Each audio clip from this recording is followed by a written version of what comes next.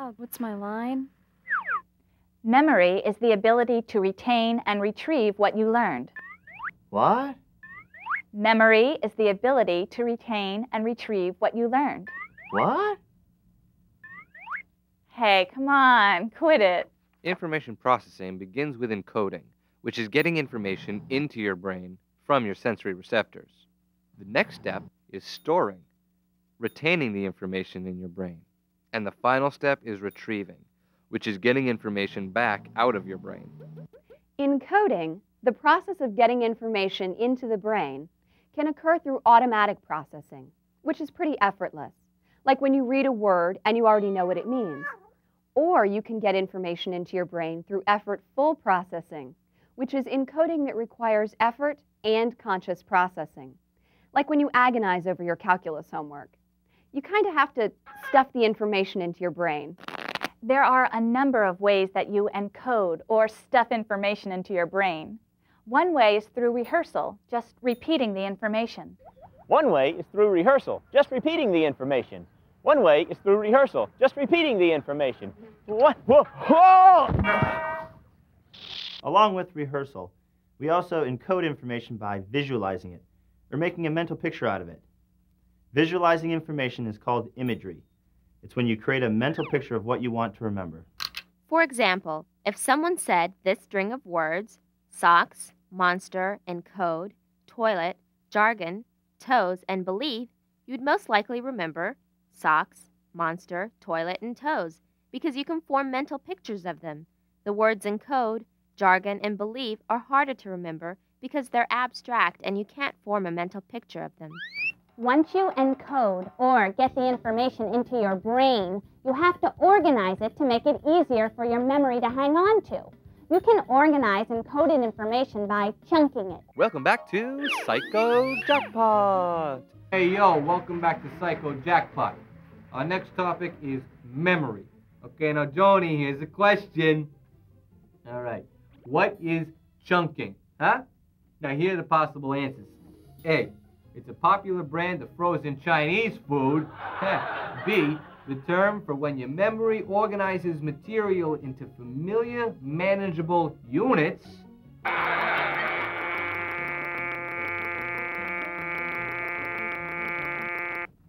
Yeah, Bob. B, Art. Yeah, that's right. All right. Chunking is the term for when your memory organizes material into familiar, manageable units. And I have to say it's delicious. Okay, for correctly answering that question, Bob, yeah, okay, you've won 12 cases of delicious Vienna sausages and the Richard Nixon belt buckle, of which I own 2. Forming hierarchies is a higher level of chunking that's a lot like developing outlines. When you develop a hierarchy, you organize information into main categories that are further organized into subcategories. We've divided the information into the parts, and within the parts are more detailed units of information, the sections. Within each section, the material is broken down and organized in detail. If we just spit out all this psych information in random order with no organization, you'd have a devil of a time learning or remembering any of it, and you'd probably hate our guts by now. So developing hierarchies helps you organize, understand, and recall information. So, I organize my memories by chunking and forming hierarchies. But how does information get from my senses to my memory in the first place? Sensory memory is the first place that information goes as it comes in through the senses.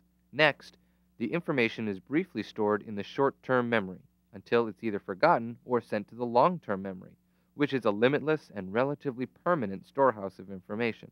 Short-term memory, or STM, can only process 7 chunks of information, plus or minus 2, and then it fills up.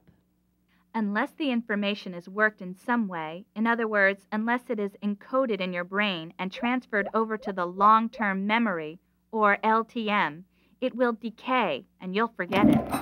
Encoding is getting information into your brain. Ribbit. Ribbit. Chunking is organizing information into familiar, manageable units.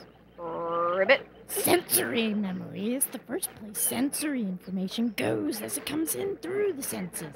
Ribbit. Short-term memory can hold ribbit 7 plus or minus 2 chunks of information. Ribbit.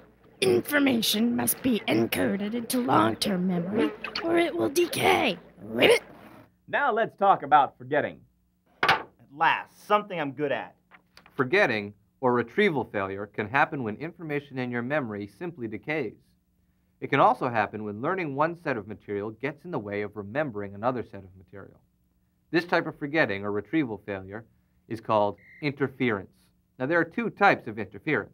Proactive interference occurs when prior learning gets in the way of learning new information, like when the French you learned in high school gets in the way of the Spanish you're trying to learn in college. Then there's also retroactive interference, which occurs when newly learned information gets in the way of previously learned information, like when reading Chapter 9 makes you forget what you've learned in Chapter 8.